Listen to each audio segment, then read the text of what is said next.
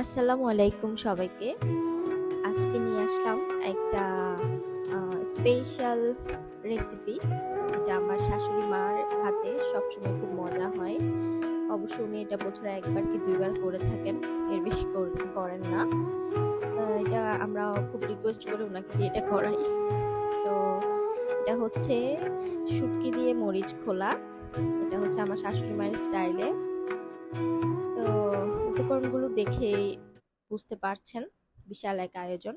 এখানে মরিচ বাটা, আদা বাটা, শুটকি, রসুন বাটা, তারপর হচ্ছে পেঁয়াজ, রসুন, তারপর ধনে পাতা, যাবতীয় যা মশলা লাগে সবকিছু আমরা রেডি করে নিয়েছি।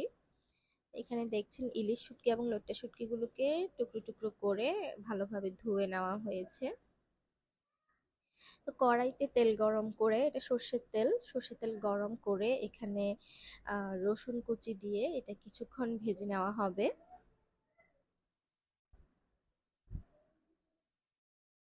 রসুন কিছুক্ষণ ভাজার পর এখানে পেঁয়াজ দিয়ে দিচ্ছে।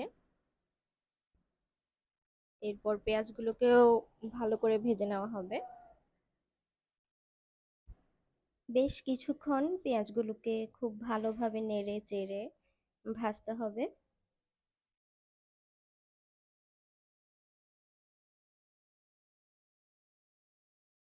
তো হালকা বাদামি কালার হওয়ার পর পেঁয়াজগুলোর সাথে এখানে কেটে রাখা টুকরো করা লইট্টা শুটকি এবং ইলিশ শুটকির গুলো দিয়ে আবার ভাজতে হবে ভালো করে নেড়ে চেড়ে।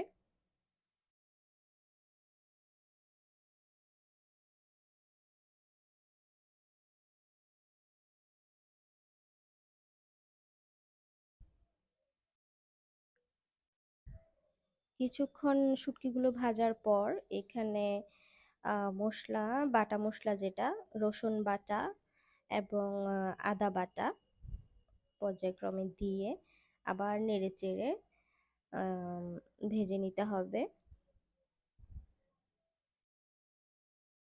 এরপর গুঁড়ো মশলা, যেমন হলুদের গুঁড়ো এবং জিরা ধনে গুঁড়ো একসাথে দিয়ে আবার নেড়েচেড়ে ভাজতে হবে।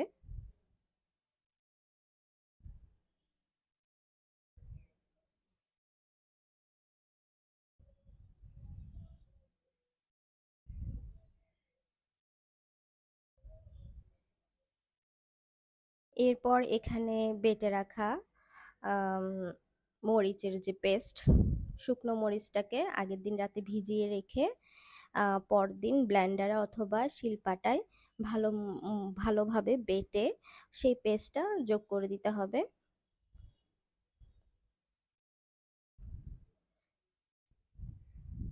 সব মশলা একসাথে শুটকি এবং পেঁয়াজের সাথে মেশাতে হবে, নেড়ে চেড়ে ভালোভাবে এটা ভাজা ভাজা হবে।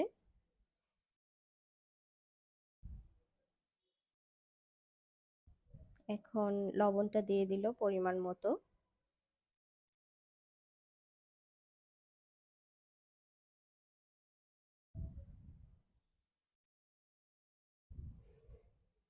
নেড়ে চেড়ে কিছুক্ষণ ভাজার পর এখানে পানি দিয়ে দিয়েছে। পানিটা দিয়ে এটা কষানো হবে এবং মূল রান্নাটা হবে।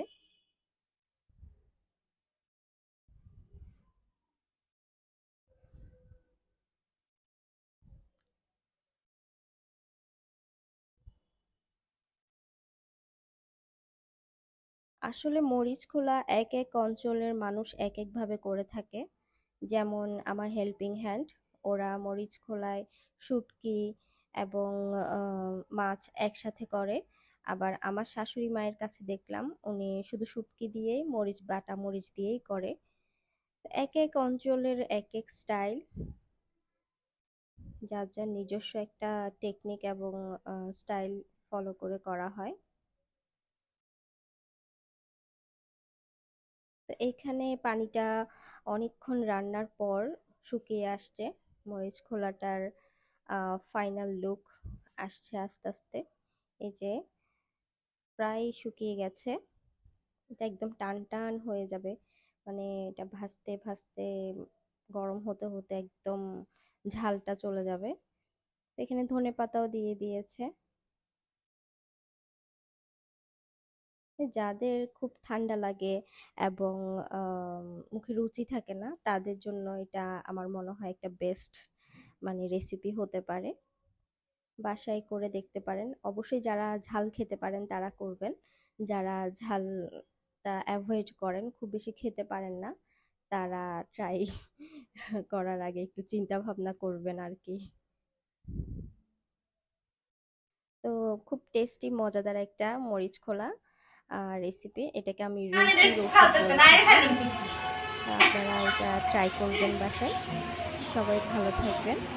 আল্লাহ হাফেজ।